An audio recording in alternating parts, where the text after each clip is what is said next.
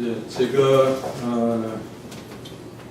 요청받은 것은 청년연합대회 필요성 이렇게 이제 목사님 말씀하셨는데 청년연합대회 너무 거창하잖아요.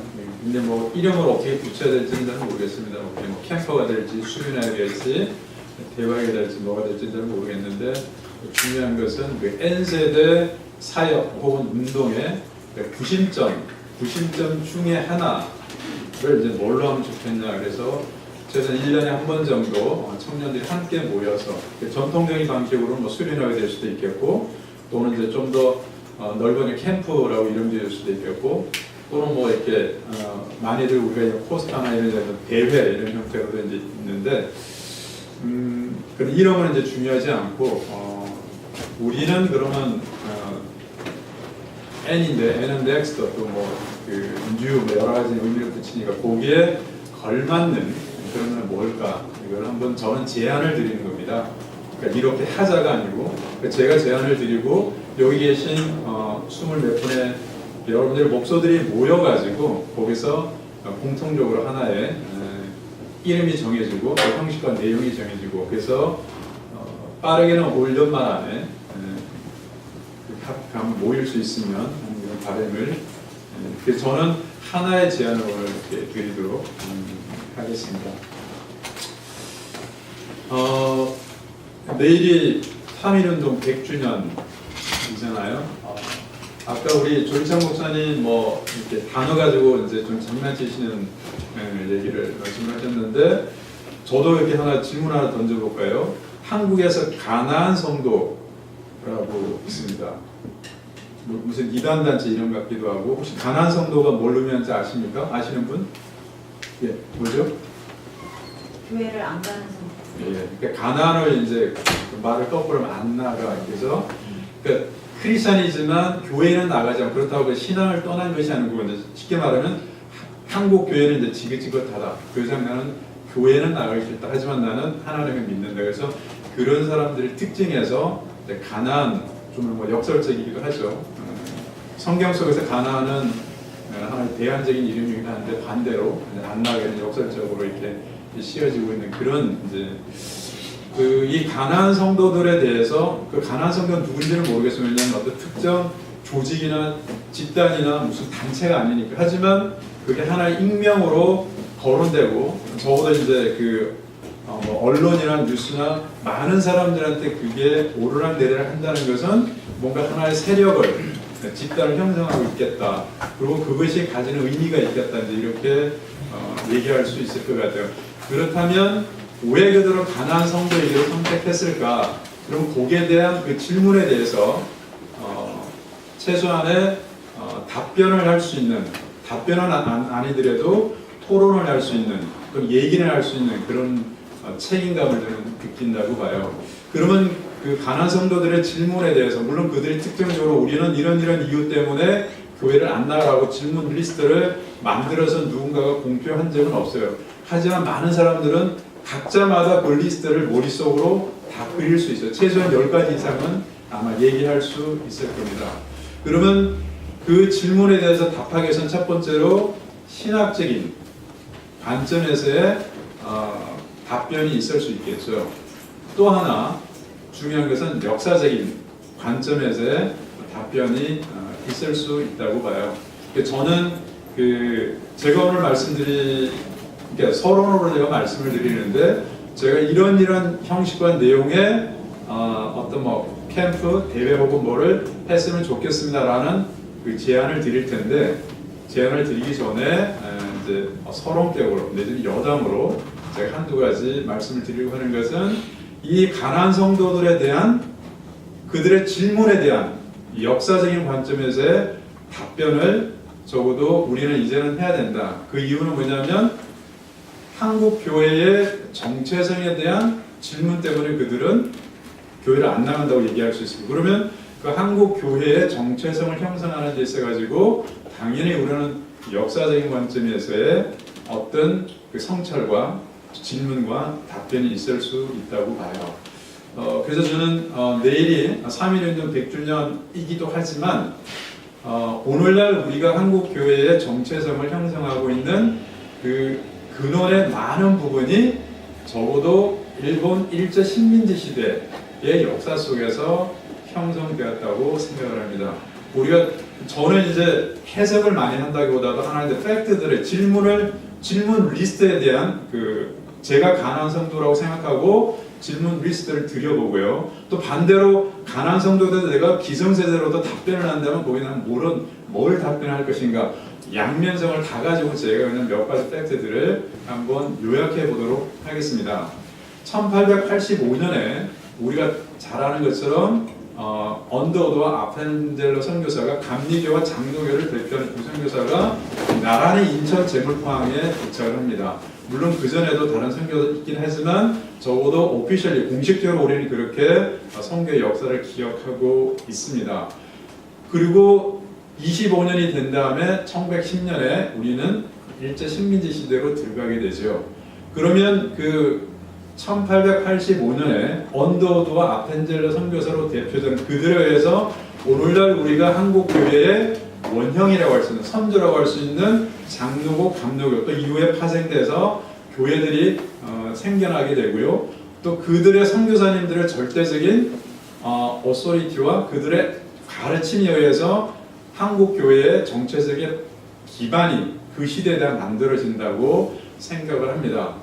근데 어떻게 보면 한 세대가 지나기 전에 그분들이 오시고 나서 한 세대면 뭐 30년, 40년 얘기할 거 한 세대도 지나기 전에 우리는 식민지가 됩니다. 그래서 식민지 시대 상황 속에서 한국 교회에 적어도 많은 정체성의 원형들이 형성이 되었고, 하지만 그 부분에 대해서 아무도 질문하거나 또 그 질문이 있다 하더라도 답변을 해오지 않았는데, 제가 몇 가지 이 사례들을 얘기를 해보겠습니다. 저 1910년 우리가 식민지가 되기 전으로 일본은 선교사들의, 그러니까 한국 교회는 그 당시에 물론 하나의 흐름을 형성하고 있었지만 그 일본 제국주의가 한국 교회에 대해서, 예전에 한국 기독교에 대해서 어떤 정책을 필 때는 미국의 선교사들, 그러니까 선교사에 대한 정책이라는 이름으로 문서가 발견이 됩니다.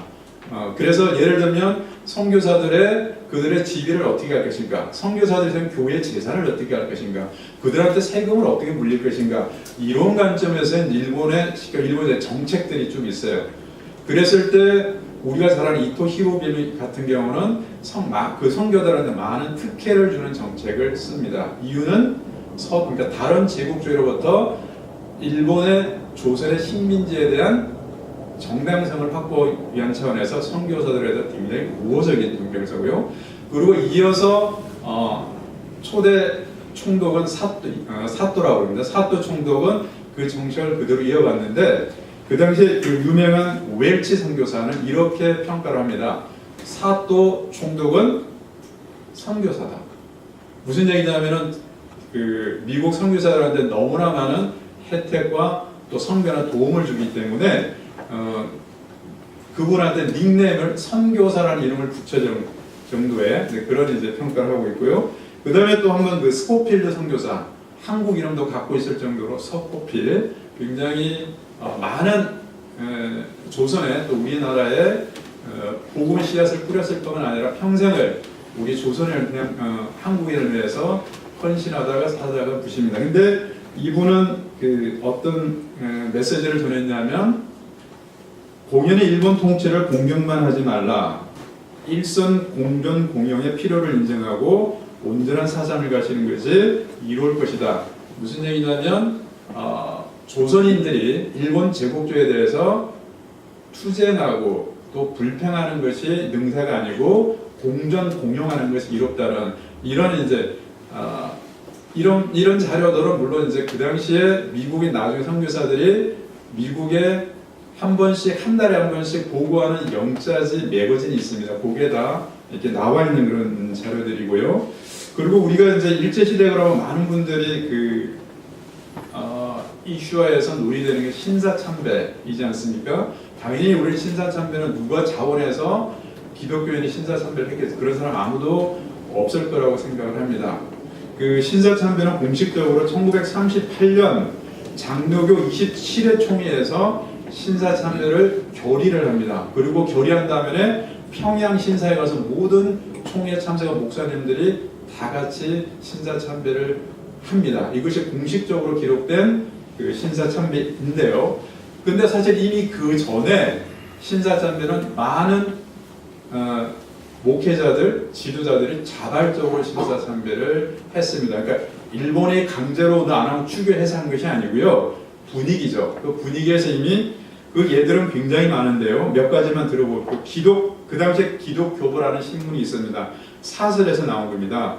국민의 의무를 강조하고 중일전쟁의 승리를 기원하고 그 다음에 로마서 13장을 인용해서 국가에 복종할 것을 일제시대만큼 로마서 13장이 설교가 많이 된 장이 없는 걸로 저는 알고 있는데요.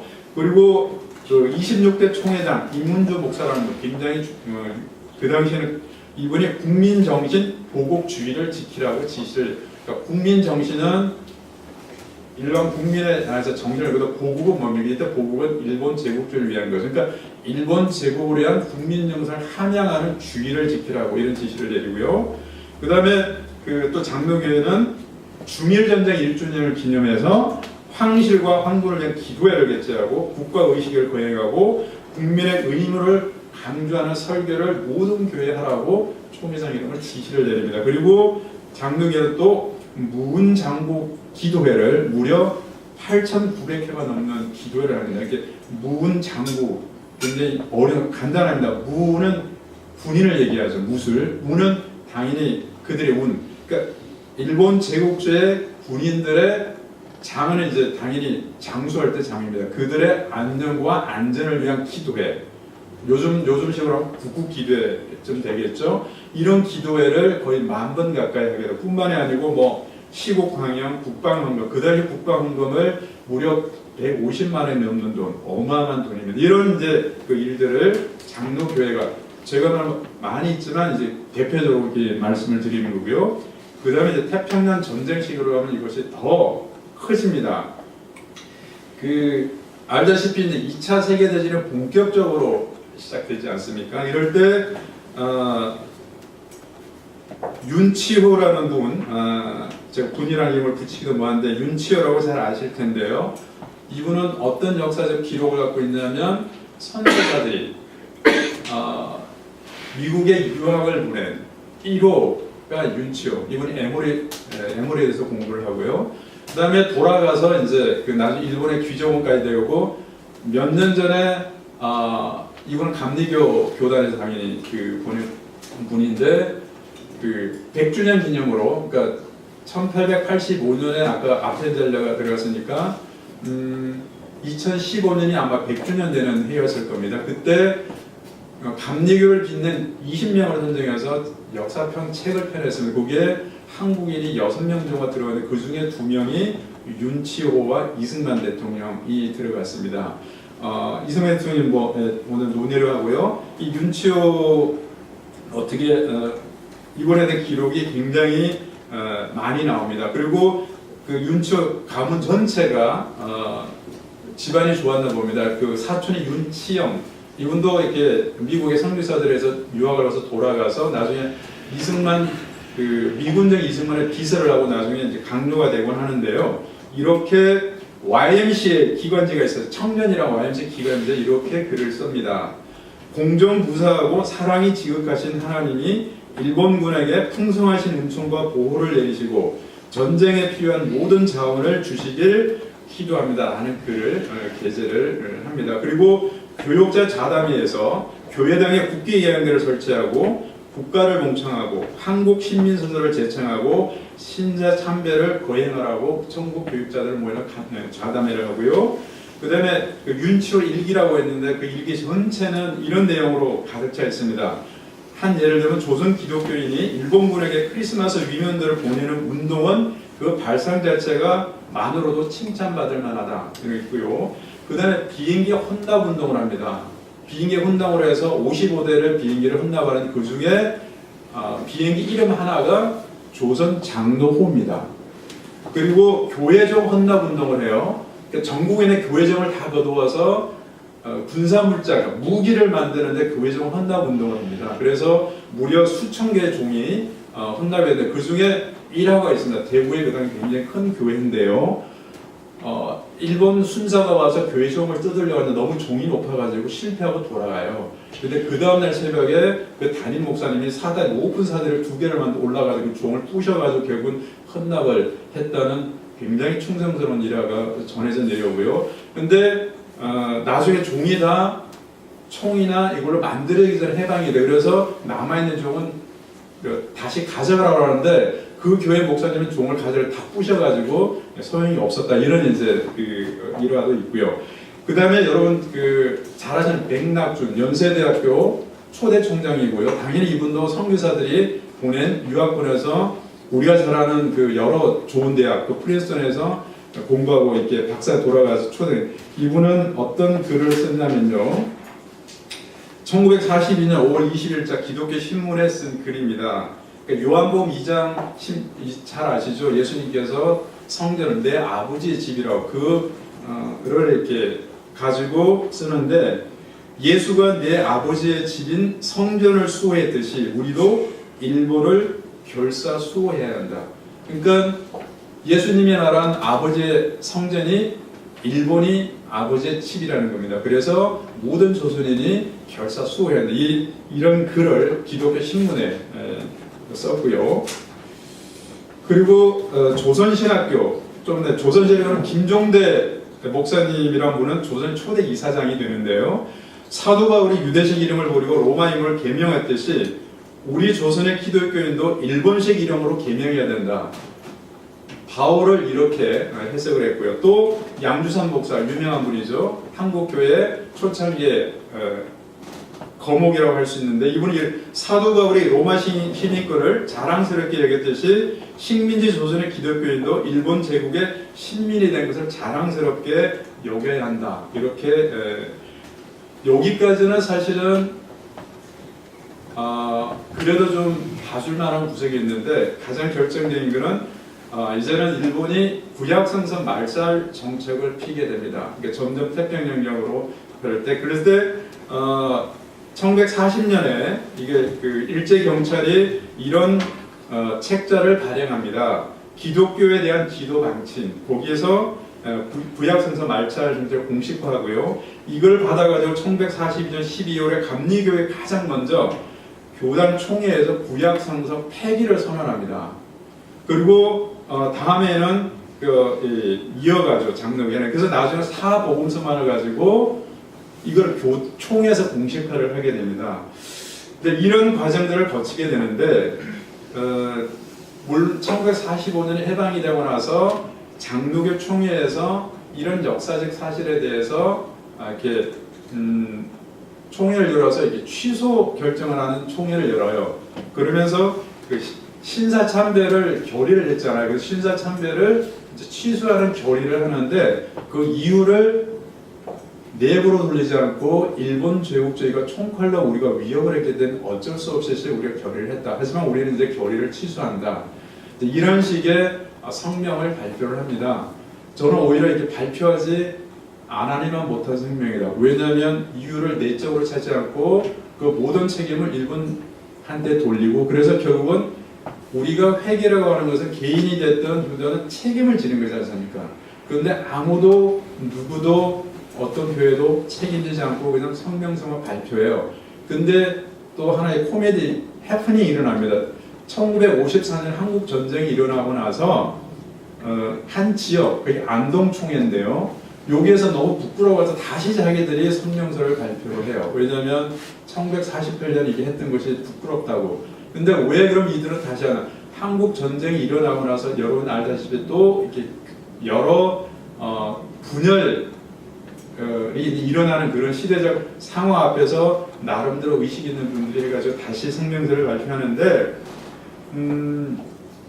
어쨌든 이런 해프닝이 벌어질 정도로 과거사에 대한 역사에 대한 어떤 성찰이나 이런 부분들을 그 당시에도 하지 못했고 지금까지 하지 못하고 있습니다.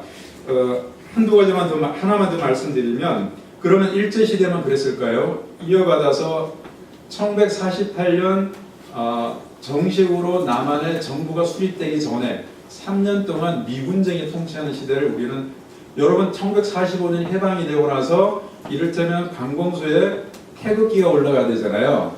근데 일본 일장기를 내려고 태극기가 올라가지 않았습니다. 어떤 기가 올라갔을까요? 미군기가 올라갔어요. 그러니까 법적으로는 아직 우리나라는 해방이라는 단어는 외부로부터 주어진 그러니까 독립을 하지 못하고 다시 어떻게 보면 미군의 성조기가 우리나라의 관공서에 올라가게 되는 거죠. 그 3년 동안에 있었던 일 중에 하나의 그 얘기 말씀 이게 오늘날 우리의 한국 교회를 상징하는 또 조선신학교는 나중에 이게 장신대 한시 기장 한또 그다음 총신 다 나눠지기는 최초의 신학교 조선신학교였습니다. 그리고 그에 대표하는 한경진 목사님, 김재정 목사님 이런 분들이 그 조선신학교의 핵심 3인방이 있고요. 이 조선신학교가 어느 터위에서 세워지냐면요. 여러분은 이제 일제시대에 많은 재산들이 아니 그걸 이제 적산이라고 그러는데 이 적산을 이렇게 국가가 국가로 개종해서 하게 되는데 그 중에 천리교라는 재산이 있어요. 천리교라고 하면 일본에서 건너온 건데 조선 천리교였는데 그래서 일본에서 건너왔기 때문에 천리교가 갖고 모든 자산을 다 적산으로 분류해서 그거를 하게 되는데 그때 적산을 처리하는 청이 있는데 그 적산을 처리하는 관리관이 누구냐면 언더워드 선교사가 임명이다. 왜냐하면 미군정 입사한 사람들 잘 모르니까요. 그리고 청장이 신학박사 1호를 맡은 목사님이 처장을 하시고요. 그 다음에 위원이 그 당시 영락교회 나중에 장로가 되신 분 하는데 그래서 이 조선신학교를 이들이 다 받아갔다. 그 천리교회 본부를 조선신학교가 강제로 접수를 합니다. 그리고 조선신학 학생들이 가가지고 전부 다 강제로 뭐 그다음 기록으로 뭐 이렇게 무슨 몽둥이를 다 쫓아내고 접수해서 조선신학이 거기 세워지고. 근데 천리교 자서를 접수하고 놓고 보니까 재산이 너무 많은 거예요. 그래서 이 세 분의 목사님들이 한경영 목사님이 저동에다가 세운 게 배단위교회, 영락교회가 되고요. 그 다음에 김재정 목사님이 장충동에 세운 야호교회가 나중에 경동교회가 되고, 그 다음에 송창동 목사님이 동자동에 세운 바울교회가 나중에 성남교회, 한국교회를 상징하는. 그리고 광화문 사거리에 감리교회 회관이 있지 않습니까? 그것도 적산인데 그거는 감리교회 축이 되는데 이런 일들이 있게 됩니다.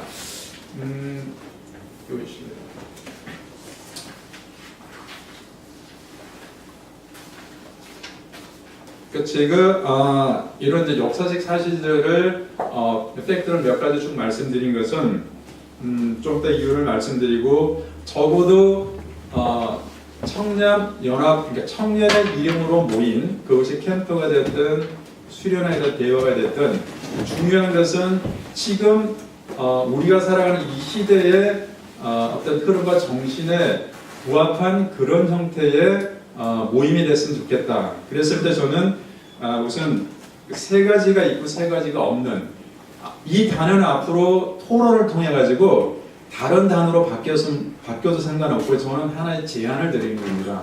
뭐냐면 왼쪽은 preach, principle, pressure. 이게 이제 지금 우리 시대를 대표하는 그렇죠 설교지 않습니까? 그러니까 설교가 대신에 저는 play. 그러니까 일방적으로 이제는 가르치고 하는 이런 게 아니고 함께 말하고 함께 놀고 함께 플레이. 그 다음에 프린시플은 철저하게 기성세대 1세대 입장에서 모든 어떤 원칙과 기준과 그래서 사실은 N세대는 프레젠스 존재감이 전혀 없습니다. 이제는 그들 입장에서 그 다음에 또 하나는 우리가 많은 어떤 물론 어떤 수련회를 통해서 우리가 예수님을 만나고 그런 영적인 운동을 제가 부정하는 게 전혀 아니고요. 저는 한 이제 어떤 우리가 변화되고 개혁되는 관점에서 말씀드린다는 것을 이렇게 이해를 해주시길 바라고 그래서 이런 preach, principle, pressure 대신에 play가 있고 presence가 있고 pledge가 있는 이런 식의 그것이 뭐가 됐든 그래서 새로운 정체성이 되겠죠. new 퍼스펙티브가 형성되는 그런 것이면 좋겠고요. 다시 넘겨주실래요? 그 다음에는 주제는 그러면 뭘로 할 것인가? 첫 번째, 저는 나그네라는 키워드를 가지고 우리가 같이 고민하고 공유했으면 좋겠다. 그래서 아까 제가 앞에 조금은 길지만 몇 가지 팩트를 말씀드렸고요. 그랬을 때 보통 우리가 정통성이나 정체성에 대해서 질문하거나 또 그게 위기에 봉착했을 때 하게 되는 가장 먼저 뭐냐면 원래 우리 조상 역사로 돌아가서 질문을 거기서부터 시작하는 것이 기본이라고 생각을 합니다. 그랬을 때 나는 누구인가, 더 좋은 우리는 누구인가 라고 했을 때 우리는 성경 속에서 여러분이 잘 알다시피 모세의 오경은 이스라엘 나라가 망하고 바벨론 식민지 상태에서 처음으로 나는 누구, 우리는 질문 앞에서 정경으로 형성된 것이 모세의 오경이라고 알고 있습니다. 그것은 도대체 이스라엘 민족, 우리의 이 민족의 정통성은 무엇이고 모든 파괴된 이 위기 앞에 도대체 우리의 정체성은 무엇, 그 질문에 답하기 위해서 형성된 것이 모세의 오경이고 그걸 통해서 민족 백성들을 가르치면서 이스라엘을 다시 세워가는 역사가 우리는 성경 속에서 배웁니다. 그거를 우리는 배워요. 그 다음에 다니엘을 왜 같이 집어넣냐면 그 중에 가장 대표적인 인물 중에 하나 19살의 청년이 바벨론 제국주에 잡혀가지고 그러면서 그 다니엘이 그 식민지 시대 제국주 시대에서 어떻게 하나님 앞에서 청년으로서 살아냈는지를 그리고 우리는 코리안이고 아메리칸입니다.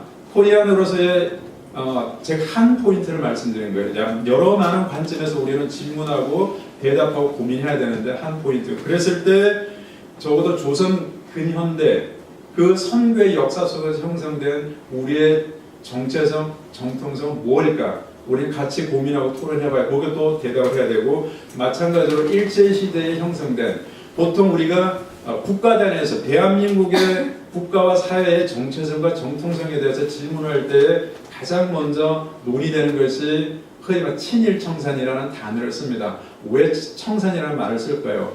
그 시대 속에서 형성된 그 무엇이 아직까지 영향을 미치고 있고 그것이 긍정적인 방향, 부정적인 방향 그런 걸 통해서 그 정통성, 정체성을 회복해야 되기 때문에 그 말을 하는 것이죠. 마찬가지 그런데 국가와 사회는 민족은 상당 부분 그런 데 논의를 하고 물론 아직 끝난 건 현재 진행형이지만 그러나 한국교회는 단 한 번도 그 부분에 대해서 논의를 한 적이 없다고. 근데 왜 중요하냐? 우리의 지금의 모습을 정체성을 형성한 뿌리가 거기에 있기 때문에 제가 말씀드린 것이고요. 또 우리는 아메리칸입니다. 그러면 그 당시에 미국의 선교사님들이 한국의 미래를 그 당시에 한국의 N세대를 위해 가지고 그들을 다 미국 교인들의 헌금으로 도움으로 유학을 보내고 그들이 돌아가서 한국 교회, 한국 정치, 사회, 경제의 리더가 됩니다. 그들의 거의 90%가 다 거의 대부분 적어도 미국의 진정 어린 분들의 헌금의 도움을 안 받은 분이 없을 겁니다. 그런 의미에서 거꾸로 그러면 이후에 이 한인들, 조선인들이 미국 땅에 세운 그 이민교회 역사가 현재 우리의 모습이라고 저는 생각을 합니다. 그래서 제가 서두에 말씀드린 적어도 가나안 성도라고 상징되는 이름되는 그들의 고민과 질문에 대해서 대답을 하려면 요 세 가지 파트에 대해서는 함께 공유하고 고민하고 토론하는 걸 찾아가는 과정이 있어야 되겠다. 그리고 마지막 어떤 그런 형식과 내용으로 우리가 캠프 혹은 수련회 이걸 할 것인가 저는 이런 제안을 드립니다. 뭐냐면 제가 아까 세 가지 없는 프리치가 없는 그럼 어떻게 할 것이냐 참여하는 모든 청년들이 3분짜리 영상 우리가 올 1년 동안에 3명이 됐든 5명이 됐든 모여서 이런 주제로 우리가 함께 그러니까 공유를 하고 토론을 했을 때 그것을 가져와서 청년이 직접적으로 스피치를 합니다. 대신 말로 하지 않고 3분, 사람에 따라서 6분, 그 다음에 9분, 4가지 포맷형 대신 장르나 내용은 배려서 다양하게 본인이 원하는 대로 이렇게 제안을 그 다음에 청년들이 참여하는 모든 사람들이 다 스피치를 하는 거죠. 그걸 섹션을 나누어서 했을 때에 그거를 우리가 보고 듣고 그들의 이야기를 함께 쉐어하고 하는데 아트와 그러니까 흔히 말해 지성과 영성을 같이 쉐어하고 그 다음에 여기서 끝나는 것이 아니라 우리가 우리의 정체성에 대해 질문하고 고민하고 찾아갈 때 저는 공동의 창작, 공동의 작업, 공동의 일, 공동의 나눔을 해야 된다. 그렇게 해서 그 아웃풋을 다시 우리가 쉐어하는, 그래서 그런 콜라보레이션과 이런 포즈와 함께 이런 그래서 제가 세 가지의 어떤 제안을 드렸는데 여기에 칸들 또 단어들 모든 것들을 같이 논의해 주셔서 단어를 바꿔 나가고 또 틀을 더 구체적으로 세워 나가고 그렇게 해서 적어도 올해 한번 이걸 해보고 또 발전시켜 나가기를 제안을 드립니다. 네, 이상입니다.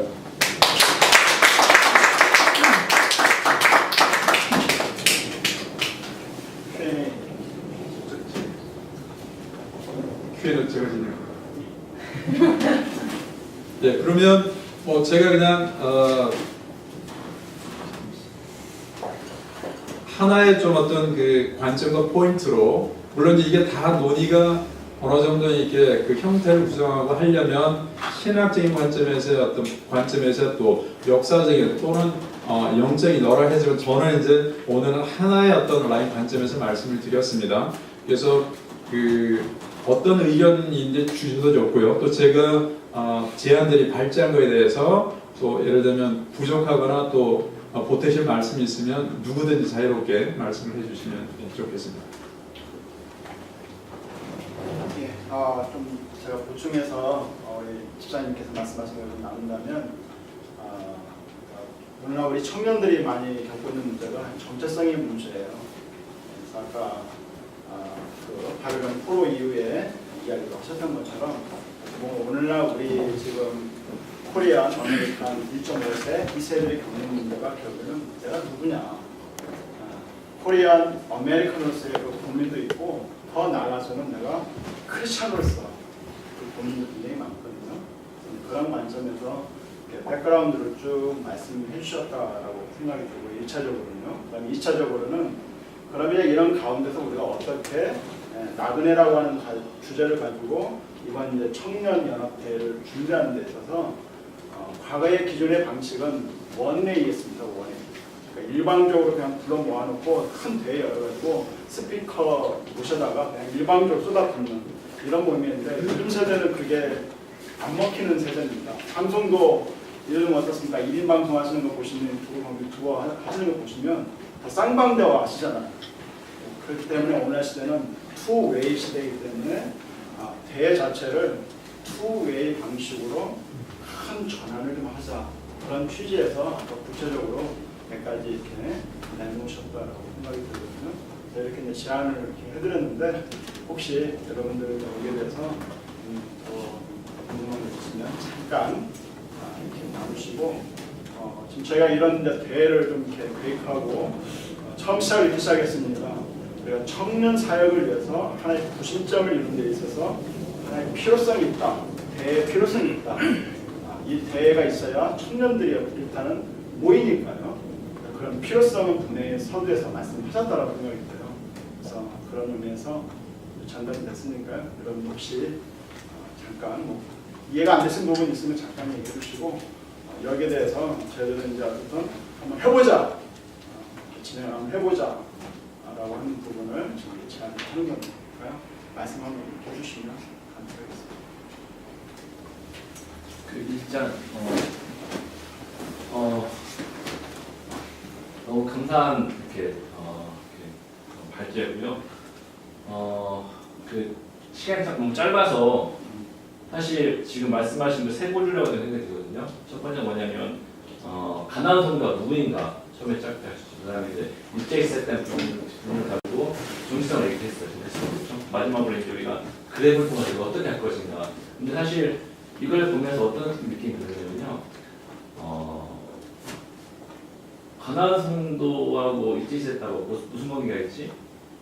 그리고 일제 있을 때하고 지금 이 관계 무슨 관계가 있지? 아마 이 말씀을 세 가지 말씀하셨으면 이거에 더 유명한 연결 고리가 있다는 생각이 들거든요. 근데 분명히 지금 시간이 없어가지고 말씀을 못 드리기 때문에 이런 상황이 있었다고 생각하거든요. 그러니까 지금 이렇게 저희가 Q&A 시간인데 제가 질문을 던져야 하는데 어떤 질문을 던져야 할지 모르겠어요. 이 강의 어떤 발전을 두고 과연 이걸 들었을 때 그리고 가난한 성도에 대한 부분을 표시한 줄 알지 아니면 다른 부분을 퀘스천을 제가 이제 굉장히 헷갈리는 부분들이 좀 많이 있었던 건 사실인 것 같습니다. 그러니까 가난한 성도는 그냥 그 다운되니까요. 그거는 오히려 그냥 지워버려셔도 되고요. 그러니까 한국 교회의 정체성에 대한 고민을 하는 것이 곧 나에 대한 우리에 대한 정체적인 고민이라고 같다고 보고요. 그러면 그 정체성을 형성한 굉장히 중요한 뿌리의 원형이 일본 식민지 그 시대에 형성된 것이다 라는 관점을 갖고 말씀을 드리는 겁니다.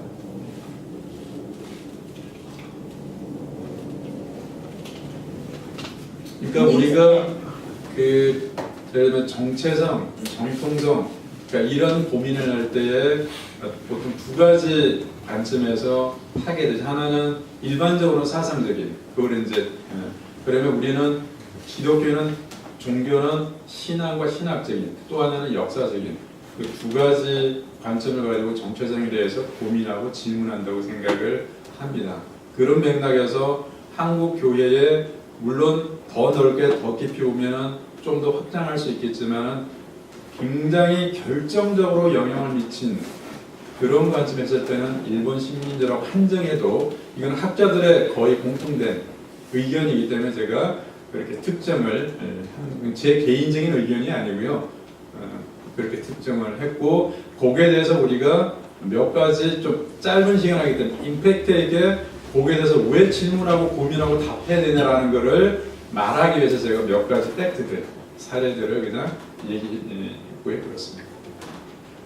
그리고 마지막에 어떤 형식, 그러니까 우리가 내용과 형식을 어떻게 담는 걸 저는 다 열려 있다고 생각을 합니다. 제가 제안해준 포인트는 뭐냐면 우리 장 목사님도 짧게 이제 보충을 하셨습니다만은 지금까지의 어떤 우리가 형식, 내용을 제가 말하는 것이 아니고 우선 형식을 얘기하자면 그게 수련회가 됐든 캠프가 됐든 그리고 대개는 물론 기성세대 나이도 있다면 부흥회라는 형식도 있지만 대개는 우리가 청년에 국한해서 얘기한다면 그게 한국어로는 좀 더 수련회, 그다음 좀 더 캠프, 그다음 이거보다 더 무작위로 확장됐을 때 그런 우리 대회라는 이런 용어를 쓰게 됩니다. 그러나 뭘 어떻게 쓰든지 그 형식의 패턴은 다 똑같은 게 뭐냐면 8 며칠 어느 곳에서 모여서 그 다음에 단이 있고 그 단에서 프리스가 스피처가 와서 설교를 하든 강의를 하든 이렇게 주는 방식이죠. 이것이 이제 이 주는 방식의 대표는 그거는 교회만 그런 것이 아니고 기독교만 그런 것이 아니고 그걸 통칭해서 근대 시대의 특징이라고 생각해요. 근대 시대의 특징은 그러니까 주는 거죠. 그 다음에 그게 가르침이 됐든 뭐가 됐든 그런 하나의 근대성의 하나의 특징이라고 본다면 저는 그런 시대는 지나고 있다. 그거는 거기에 대체되는 게 뭐냐? 그러니까 대칭되는 개념을 아직 명확하게 물론 학문적으로 사회적으로 다 동의되거나 하는 게 아니라 모두가 대체적으로 당연히 이제 플랫폼이라는 그 플랫폼의 특징은 뭐냐? 쌍방향인 거죠. 누가 한 명이 단에서 가르치거나 설교하나 이런 방식이 아니고 하나의 장이 마련돼서 거기서 누구나 자유롭게 거기에 생태계를 만들어가는 형식 그거를 통칭해서 플랫폼이라고 일컫습니다. 그래서 청년들이 모였을 때 이런 모던이라는 게 뉴 커런처 그러니까 라틴어로 모던 뜻이 면 새로운 시대라는 뜻이지 않습니까?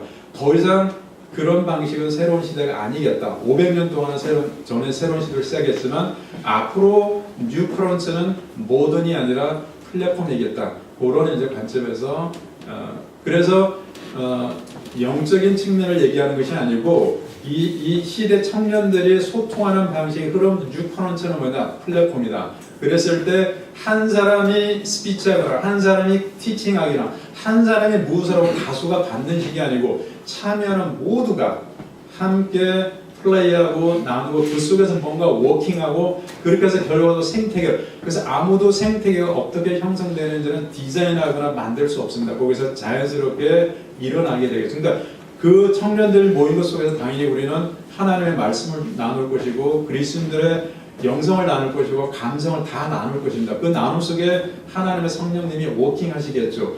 근데 그 워킹의 결과로 형성되는 생태계가 어떻게 될지는 저도 모르고 여기서 다 모를 거라고 생각을 합니다. 왜? 그렇게는 아직 안 해봤으니까. 하지만 우리가 전통적인 수련하게 되는 그 패턴 속에는 기대되고 결과되는 것들이 있습니다. 예측도 가능하고요. 그런 형식을 이제는 벗어나자, 그 의미로 말씀을 드린 겁니다. 조금 추가로 이제 제가 부연 설명을 하면, 사실 오늘 발제도 다소 일방적인 어떤 내용 전달이 있었잖아요. 근데 이거조차도 우리가 의견 제시해서 일본 역사를 너무 많이 다룬다, 일제시대 역사를, 그러면 그것도 사실은 우리가 제기해서 좀 줄이자라고 할 수 있는 거예요.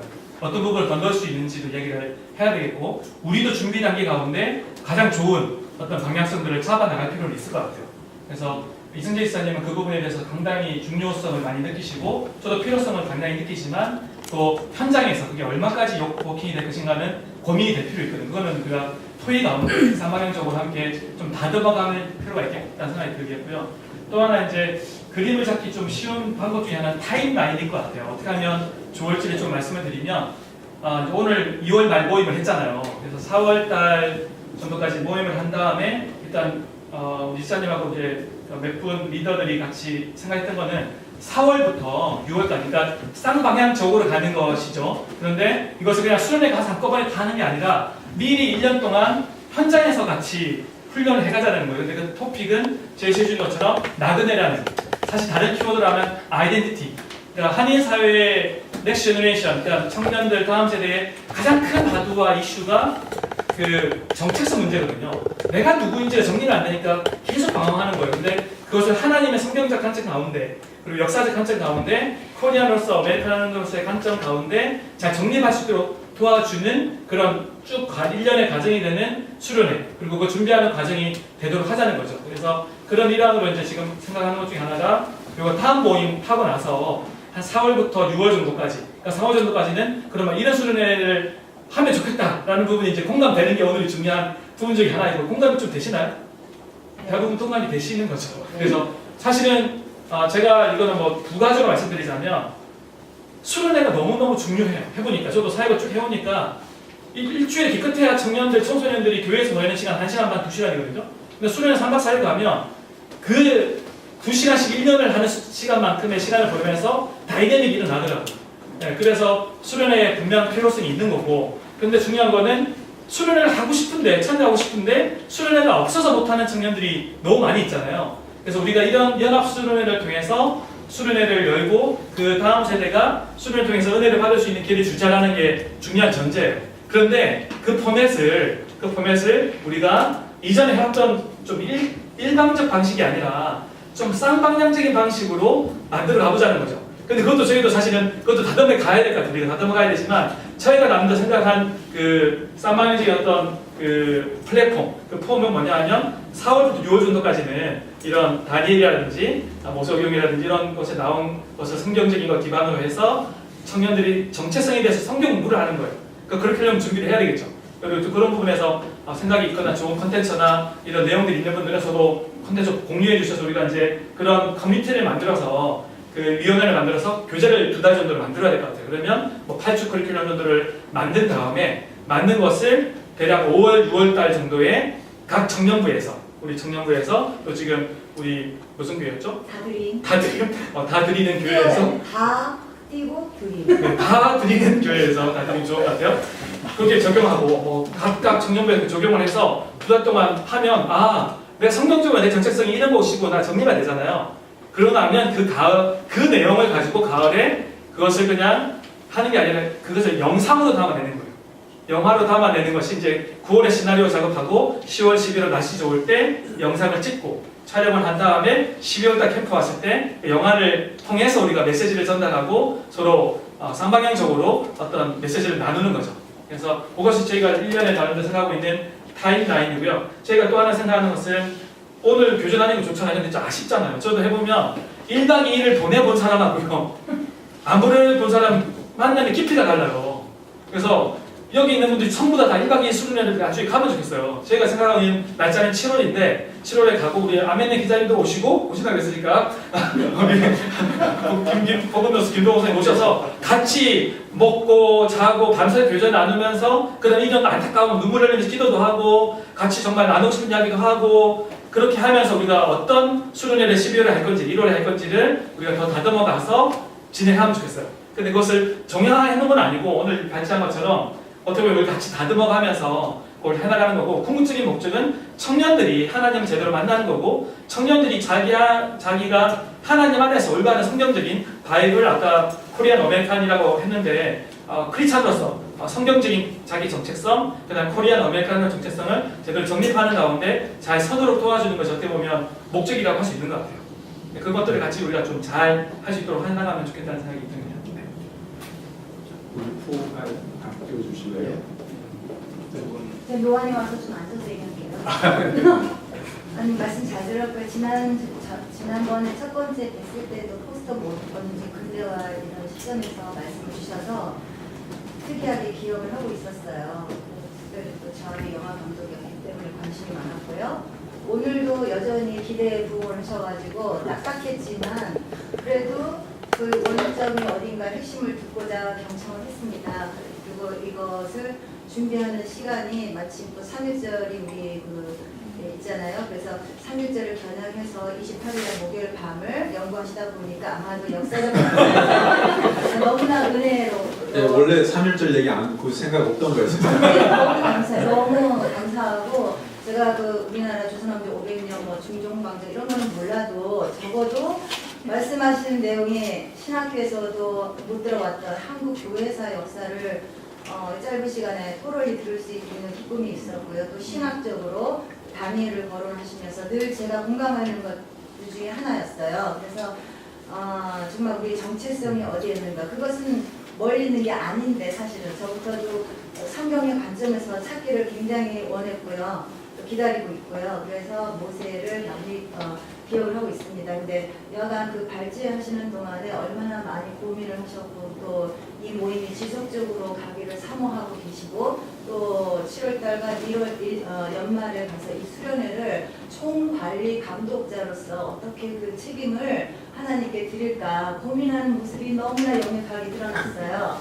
저는 다른 말씀 감독님 두 분. 네, 그래서 다른 말씀보다는 제가 정체성에 부여드릴 수 있는 다른 제가 그건 없고 다만 짧게 한 가지만 말씀드릴게요. 다드림이라는 교회를 통해서 하나님께서 제게 주신 속전속결의 은혜가 있었는데요. 그것이 1년에 12달인데요. 한 달에 한 번씩 키워드를 쟁취를 하는 거예요. 그래서 저희가 첫째 달에는 1월 달에는 하나님께서 비전이라는 그 키워드를 주셨고 두 번째 달에는 찬양이라는 키워드를 주셨고 세 번째 지금은요 회복이라는 단어거든요. 그래서 이게 쉽죠. 굉장히 요즘 너무나들 많이 쓰는 단어들이거든요. 근데 저희가 직접 우리 소그룹 공동체가 다 자기네들이 발제를 하고 자기네들이 나와서 설교를 하고 이러는 거예요. 또 찬양도 마찬가지로 3시간 동안 그 중간에 시간이 없는 사람은 가문그만이고요. 그래서 그런 관계 속에서 중구난방 이 말했다 저 말도 안 되니까 공동체가 하나가 되기 위해서는 한 가지 주제가 가지고 폭넓게 우리가 한 주간 또 연구하는 과정을 갖는 건데 미처 생각지도 못했는데 하나님께서 그런 은혜를 주셔서 더 쉬운 거예요. 해보니까 한 가지 주제 가지고 10사람에서 고민을 하는 거예요. 물론 다 나오지는 않지만 10사람에서 고민하는 거를 모으니까 이것이 1년 동안 가면은요 하나의 조그만 일기장이 될 수가 있는 것이고요. 아무튼 그런 관점에서 우리 이승재 감독님께 1년 그 사역 준비를 하는데 지금 발제해 주신 내용들 저는 뭐 도움은 못 드립니다만은 기회가 되면 섬기는 쪽에서 제가 친교 쪽에서 이게 연합하고자 합니다. 근데 발제 내용 감사하게 잘 들었어요. 네, 감사합니다. 네. 실은 목사님들이 많이 계셔가지고 어렵습니다. 어렵고 한데 편안하게 하시죠. 네, 알겠습니다. 하나님 나라를 세워가기 위해서 같이 함께 모이신 거기 때문에 같이 했으면 좋겠고 저는 지금 제가 이제 말씀을 드리면서 그 이제 정체성에 대한 부분에 말씀해 주신 거를 이해를 했고요.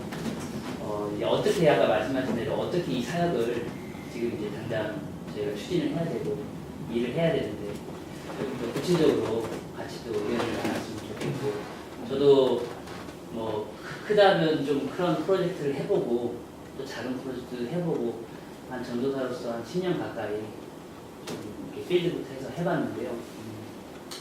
일단 제가 같이 함께 나누고 싶은 거는 이 청년 그 연합 수련회를 가게 된다면 어떤 대상자들을 청년을 데리고 갈 것인가. 1세인지 1.5세인지 2세인지 아까도 정체성에 대해서 말씀하셨는데 1.5세와 2세도 많이 다릅니다. 많이 다르고요. 1세와 2세는 확연한 차이가 있고요. 제 와이프가 1.5세거든요. 또 1.5세인데 와이프를 통해서 많은 이제 이야기를 듣고 또 그리고 교회나 아니면 다른 그 어떤 이제 사역자나 그런 2세 분들하고 이제 이야기를 할 수 있는 그 기회가 많거든요. 확실히 차이가 많이 납니다. 1.5세하고 2세도 차이가 많이 나고 1세인 사람들하고 2세도 굉장히 차이가 많이 납니다. 그래서 제 생각은 이번에 처음에 추진을 이제 하시는 거기 때문에 빨리 청년 대상자들 어떤 그 제너레이션을 하실 건지 이게 조금 중심을 잡아야 될 것 같고 그리고 이게 믿음이 아주 신실한 우리 청년들을 데리고 갈 것인지 아니면 하나님 아까 말씀하신 하나님을 잘 모르는 그런 가난한 청년들을 데리고 갈 것인지 이런 부분들을 좀 그 잡아가지고 그게 좀 급한 문제인 것 같고요.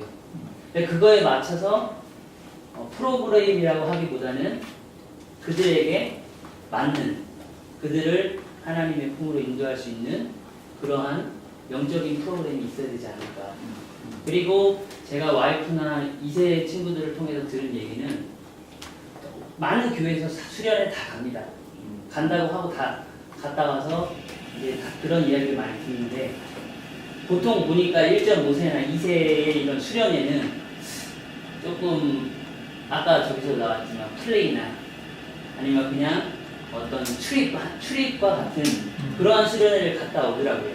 그거에 대한 장점은 그냥 교우 간에 청년들 간에 관계가 릴레이션십이 굉장히 가까워지는 것. 요거 말고는 저는 찾지를 못했습니다. 심지어는 더 안 좋은 영향을 미치고 오는 경우도 많이 봤습니다. 그래서 이런 수련회를 할 것인지 아니면 이들을 인도하려면 어떻게 해야 될지 요거를 기도하고 저희가 그러면서 이 청년 대상자를 선정을 하고 또 그거에 맞춰서 하는 게 좋지 않을까 그런 생각을 하고 뭐 1.5세나 2세들 문제가 많이 있더라고요. 그 친구들의 문제가 아니고요. 그들을 인도하고 리더하는 리더자의 부재라고 생각이 듭니다. 그래서 그들이 2박 3일 교회에서 수련회를 간다고 하면 다들 그냥 락인이라고 해가지고 되게 즐겁게 놀기만 하고 그 대신 예배는 있습니다. 근데 그들이 하나님을 만날 수 있는 기회는 없는 거죠. 그래서 이런 거를 좀 저희가 생각하면서 되게 좀 중요하지 않을까 저는 개인적인 생각입니다. 네, 거기에 대해서 제가 실제적인 그 고민을 했고 그다음에 실제적인 방안에 대해서 말씀을 드릴게요. 우선은 하나의 우리가 제가 제안드린 그 다른 특징 중에 하나는 어느 날 몇 월 며칠 몇 시에 주제는 그냥 와라 그냥 오는 것이 아니고요. 저보다 우리가 공통적으로 합의된 어떤 공유된 뭐가 있으면 그 프로그램을 거쳐야 되고 그리고 반드시 자기 걸 들고 와야 돼요. 그것이 3번 픽처든 6번 픽처든 그러려면 거기에는 사람에 따라서 신앙의 정도도 다를 것이고 생각의 정도도 다르고 많은 다를 것. 하지만 3분을 들고 오는 것, 6분을 들고 오는 게 같아요. 그러면 그걸 통해서 쉐어할 때 거기는 쉽게 말하면 성경 말씀을 좀 더 많이 넣은 분들 거 전혀 없는 것. 그게 다 믹스돼서 쉐어도 공유될 것이라고 보고요.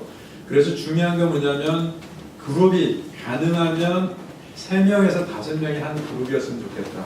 그리고 5명이 있으면 좋겠고 그게 팀장은 가능하면 선배, 저 같은 기성세대였으면 좋겠고 그렇게 해서 그리고 작업을 하는데 혼자 앉아서 골방에서 뭐 해오는 것이 아니고요. 같이 스타디를 하고 같이 이 영상물을 만들 때 저희도 도와드리겠습니다. 뭐냐면 모두가 한 명이면 원래 4명 도와줘야 됩니다. 그러니까 그 3분의 영상을 만드는 것 자체도 함께, 그래서 제가 워크스라는 함께 해야 되고요.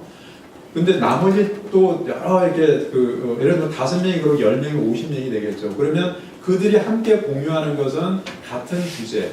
하지만 그걸 나누는 건 다 다를 수 있어요. 근데 가져오는 거는 또 공통적으로 3분의 6분의 그 픽처. 하지만 내용은 다 다양한. 이런 거를 이제 실제로 하는 것이고요. 그 다음에 1차적으로 하는 것은 그런 많은 몇 명이 될지는 모르겠지만 적어도 모여서 숙박을 하고 그러면 많은 비용이 발생하는데 그런 부분에 대해서는 제가 아름다운 교회 출소하고 이미 제가 교회에서 많은 그 당을 이렇게 설득을 해서 아름다운 교회에서 그런 일을 하면은 숙식 제공을 다 하는 걸로 이미 제가 예산을 확보해 놓은 상태고요. 그 전에 우리가 이제 이거를 어떤 식으로 제일 중요한 게 뭐냐면은 제가 이런 생활 때에서 이거를 내용적으로 얼마나 이렇게 깊이 있게 감당하는 할 수 있을지를 모르겠어요. 저는 그 부분은 이제 각각 그룹에 따라 다를 것이고 또 우리 전체적으로 아직 이 부분에 대해서는 아이덴티티라는 주제는 중요하지만 그걸 다 사실을 다루기는 많은 시간, 다만 방향성이 저는 중요하다고 생각하고 포커싱이 중요하다고 생각해요. 그랬을 때 1회 해보면 그 다음부터는 우리가 막 앞에서 이렇게 하는 것이 아니고 거기에 모인 청년들이 자연스럽게 다음에는 우리가 이렇게 하자, 뭘 하자 그렇게 나올 거라고 저는 확신을 하고요. 그러면 그들에 의해서 자발적으로 계속 이어가기를 바라고 그 플랜과 매뉴얼을 짜가지고 가는 방식이죠. 처음이기 때문에 그냥 어떤 하나의 그런 안을 던지는 것이지 그 다음부터는 저희도 아니고 누구도 아니고 거기에 모인 사람들, 청년들이 자발적으로 주체가 돼서 해나가는 요 두 가지 원칙이 제일 중요하고 나머지는 예를 들면 우리가 아이덴티티 역사적인 관점 중요하죠. 근데 왜 꼭 다니엘서를 하잖아. 에스겔서는 안 되냐? 얼마든지 토론하자는 거고 그럼 꼭 왜 모세 오경해야 되냐? 다른 거 상관없습니다. 저는 하나의 이런 관점에서 성경에서 이스라엘 민족이 이스라엘 백성이 이스라엘 개인이 위기 앞에서 정체성을 고민하고 형성할 때 이렇게 됐더라라는 그 배운 교훈을 가지고 그냥 제안을 했을 뿐이거든요. 그럼 다른 어떤 부분이 설득력 있게 뭘가 얘기하면 당연히 그걸 가지고 상관하고 마찬가지로 코리안 히스토리 물론 정확한 단군부터 우리가 공부를 해야 되겠죠. 그런 차원에 우리가 이런 정도의 아이든 1회 정도에서 우리가 고민하고 할 수 이 정도 가지고 한번 해보자. 또 어떤 분이 제안하면 당연히 그걸 가지고 하면 되는 거죠. 다 열려있어요. 저는 하나의 관점에서 여기에 또 바이블이라는 신앙적인 관점과 포커스가 들어가야 되겠죠. 그 부분도 논의를 하고 저는 하나의 포인트, 하나의 관점, 하나의 예를 오늘 말씀드린 것이다. 근데 실제적인 거는 저희가 상당히 많이 고민이 되어 있고요. 오늘 아주 뒷뜰인데 타임라인 얘기하기 때문에 그 부분에 대해서는 다만 한 번도 가보지 않은 길이다. 그런 그 형식과 방식에 대해서는. 그래서 우리 한번 가보자. 가보고 나서 그 다음은 또 다 열려 있으니까 보자는 거죠. 예. 제가 죄송합니다. 하나만 여쭤보겠습니다. 그 토론에 대한 부분에 있어서, 그러니까 제가 많은 걸 느낀 거는 이제 이런 성경이나 이런 부분에 대해서 토론을 하다 보니 해본 적이 많이 있거든요. 네.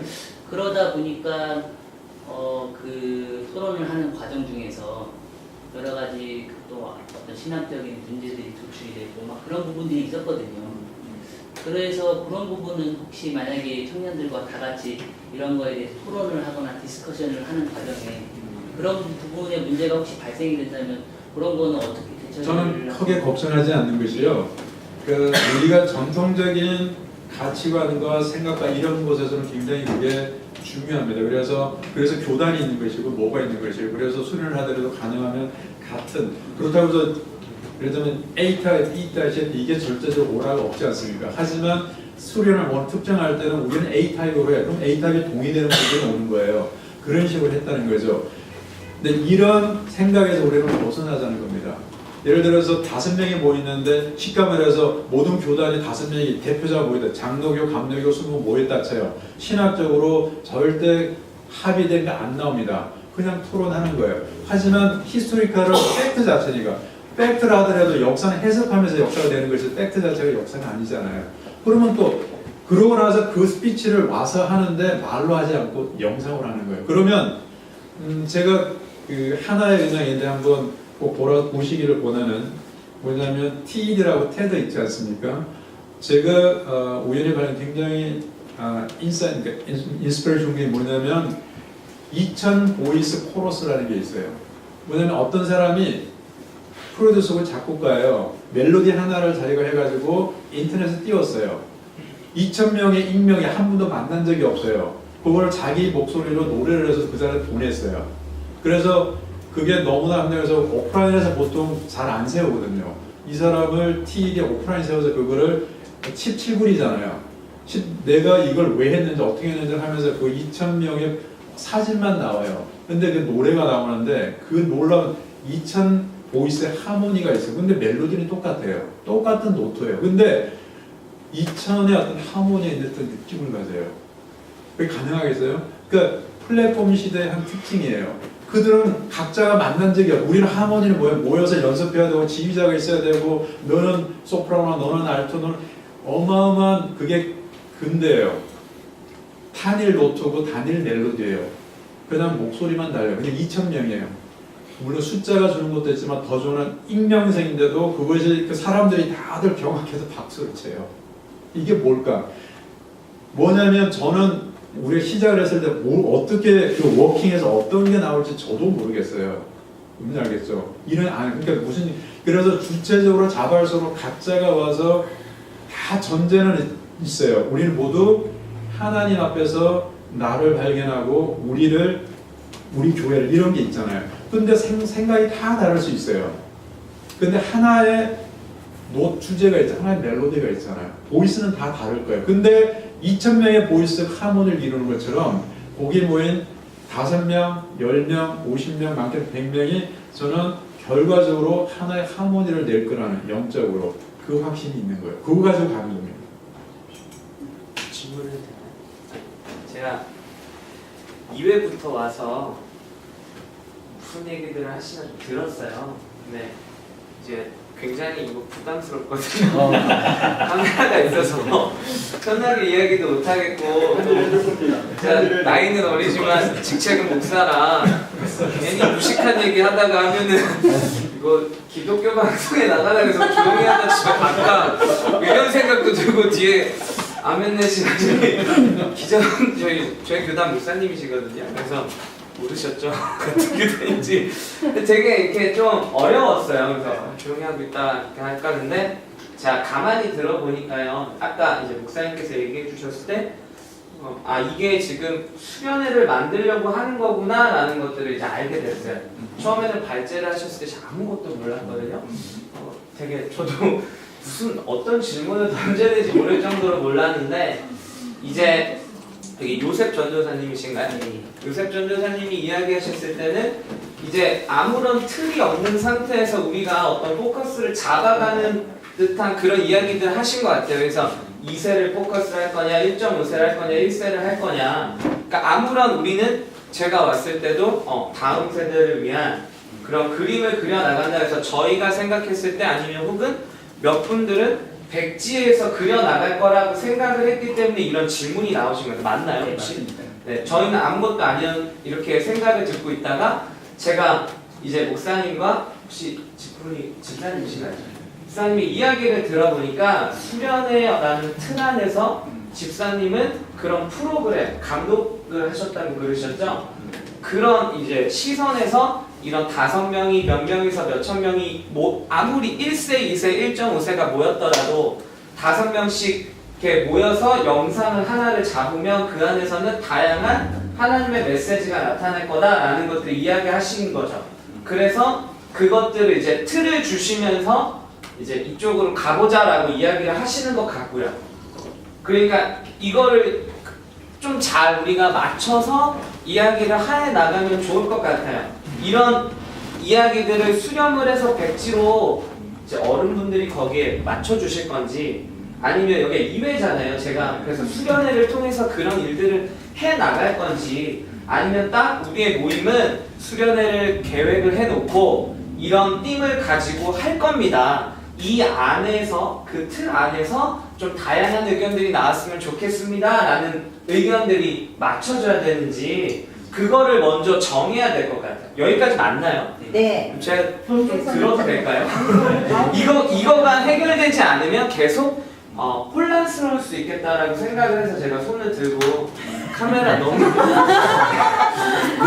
그래서 제가 그래서 이거를 좀 정리를 하고 가면 좋겠다라고 생각합니다. 이렇게 적극적으로 또 의사 표현해 주셔서 감사하고요. 저희 모임은 이래야 된다라고 생각하고요. 그러니까 저는 소수의 몇 사람이 계속해서 끌고 가는 모임은 그러지 않다라고 저는 생각합니다. 그래서 우리 N세대 사역을 위한 네트워크는 특정한 사람들이 이끌어가는 모임도 아니고 특정한 사람들이 기득권을 가는 것도 아니고 그냥 참석하신 분이 자기의 어떤 그 부르심의 소명에 따라서 또 하트에 따라서 또 자원함에 따라서 얼마든지 동참할 수 있는 모임. 그래서 오늘 우리 이승재 집사님이 고민하신 것을 내놓으신 거예요. 네, 내놓으신 거고 한번 해봤으면 좋겠다라고 표현을 일단 하신 거예요. 하신 거고 그 다음에 이제 오늘 이 자리에서 그러면 실제화 되어지는 측면에서는 그러면 이걸 집중해서 준비하는 팀이 구성되어야 될 필요성이 있거든요. 근데 거기에 어떤 이미 소수의 몇 사람이 딱 결정이 돼가지고 끌고 간다. 전혀 그러고 싶지 않고요. 여기서 여러분들이 필요성이 있다. 했으면 좋겠다. 라고 결정이 된다면 그러면 원하시는 분들이 자발적으로 참여하셔서 팀이 구성이 됐으면 좋겠어요. 그리고 그 팀이 구성이 되면 거기서 팀 리더를 중심으로 팀원들이 백지 상태부터 생각을 해보는 거예요. 물론 오늘 발제를 해주셨기 때문에 이 부분은 우리가 큰 틀 측면에서는 참조를 하셨으면 좋겠고요. 그러면 굉장히 중요한 부분을 저는 발제를 하셨다고 생각하고요. 근데 이제 대상을 어떻게 할 건지 또 어떻게 접근해 갈 건지 하는 모든 과정 하나는 그 팀에서 구성된 팀에서 이제 실제화하는 작업들이 있었으면 좋겠다 생각이 들고요. 다음 저희가 이제 6월 달이니까 4월 달에 이제 2달 후에 모이게 되지 않습니까? 4월 모임에서는 아주 구체적으로 그러면 이제 그 팀에서 토의된 준비된 내용들을 가지고 브리핑을 하는 거예요. 실제적으로 앞으로 우리는 이렇게 하려고 합니다. 혹시 다른 의견 있으면 좀 어드바이스 해주십시오. 해가지고 실제화시키는 작업을 이제는 진행을 해나갈 거예요. 그래서 오늘 그런 측면에서 발제가 이루어졌다고 생각하고요. 시간이 지금 원래 예상했던 시간보다 목사님 그런데 원래 3개월에 한 번씩 우리 만나면 안 됐어요? 2달에 두 달. 근데 제가 기억하고 있는 3개월은 뭐죠? 또 3개월에 한 번인 줄 알고 저는 스케줄에 4월에 들어가요. 우리 2달에 두 달이었어요? 제가 제안을 하나 하면요, 이게 여기 집사님께서 이제 영상을 만드는 그런 아이디어는 굉장히 좋을 것 같아요. 왜 그러냐면 수련회 안에서 뭐 1세가 모였든 2세가 모였든 뭐 이렇게 1.5세가 모였든 그런 프로그램을 통하여서 그 수련회 안에서 이제 서로 그래서 띠이 성경이 아무거나 상관이 없다고 이야기를 하신 것 같아요. 뭐 신약이든 뭐 다니엘이든 뭐 이런 식으로 그렇게 가되 이제 젊은 여기 목사님 전도사님들 계시잖아요. 보면은 여기 이제 청년 뭐 혹시 집사님 본인이 좀 나이가 어리다고 생각하시는 뭐 30 중반, 뭐 40 초반 뭐 이런 분들도 이제 이 모임이 있기 전에 한번 모여서 젊은 세대들은 그럼 무엇을 원하나? 이렇게 저도 이렇게 듣기만 하다 보니까 솔직히 저희들도 1세고 여기 계신 분들이 어른 말씀 이렇게 잘 경청하시는 분들 같아서 이 2달 후에 모임 전에 젊으신 분들끼리 네트워크를 형성하실 거면 젊은 세대는 뭘 하고 싶다, 우리는 뭘 하고 싶다, 그러니까 어떤 정말 뜨거운 찬양을 하고 싶다, 아니면 뭐 다른 것들을 하고 싶다라는 의견들을 가지고 와도 별반 이 의견과 부딪히지는 않을 것 같아요. 그냥 하나의 프로그램이잖아요. 그죠? 그러니까 젊은 세대 분들도 한번 그게 네트워크 같아요. 혹시 한 달에 한번 모이실 수 있으면 딱 제가 막 열심히 하려고 하는데 저는 그냥 들으러 왔는데 정리를 해드리네. 근데 네. 목사님이시죠? 네네네. 목사님을 중심으로 저희 목사님 근데 제 생각에는 네. 대상을 두고서 아까 이렇게 우리 요셉 전도사님께서 하셨잖아요. 근데 대상에는 복음에는 하나님의 나라에는 유대인이나 헬라인이나 마찬가지듯이 복음에 우리가 그 수련회를 이렇게 구성하고 구축을 이뤄가는데 또는 이 모임의 완전한 지속성을 위해서는요. 대상에는 애니바디였으면 좋겠어요. 왜냐하면 그것이 부모로부터 또는 청년들 아까 목사님 말씀하신 따로 모여서 또 찬양을 하고 뜨겁게 이 말씀은 감사하지만 분리하지 마시고 이 모임 전체가 부모든 연장자든 저같이 노안이 없는 사람이든 누구든 네. 찬양할 거면 같이 하시고 네네. 또 의견을 나누고 아니 저희가 따로 모여서 모이지 집회를 한다는 게 아니요. 아니라요. 근데 따로는 아니고 함께 네. 투게더. 제가 마지막으로 제 코멘트 하나만 하고 제 순서를 마칠게요. 이렇게 역설적으로 이제 제 개인 얘기 짧게만 저도 이렇게 중고등학교에다 단원 받으려고 소나무 몇 개 뽑아갔고요. 그 영성과 하나님의 제자가 되고자 살아오는 게 인생 과정이기 때문에 지금도 그다음에 제 아들놈이 일찍 모셔야 될 텐데 문득 너무나 무의식적으로 불안감이 시달려요. 나는 누구인가? 미국이 힘드니까 뻑하면 술 취하면 아빠 왜 나를 미국 데려? 나 한국 가면 한국 뭐가 있다고. 근데 한국 가면 왠지 여기보다 나을 것 같다는 걸 막 그냥 그런 제 아들만 그런 게 아니고 많은 그러니까 내가 배우고 살아온 방식으로는 더 이상 내 아들놈한테 이게 워킹을 안 하는구나.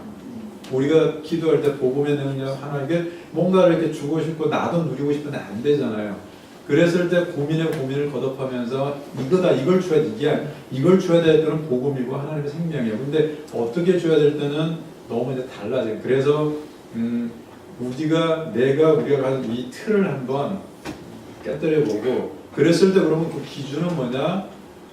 우리가 살아온 그 그러니까 근대로 통칭된 그 방식을 찾는 것을 탈피해야 되겠다라는 것을 제가 내고 한번 우리 그렇게 해보자. 그랬을 때 그런데 그거 아무것도 안 일어나. 그럼 그거 틀린 거예요. 이를테면. 그렇지만 적어도 이건 아니다라고 말할 수 있는 부분 너무 많은데 이거다라고 하는 부분은 너무나 갈수록 희미해지니까.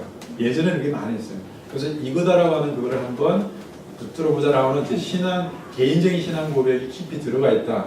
그거를 제가 마지막으로 코멘트하고 제 순서 마치겠습니다. 감사합니다.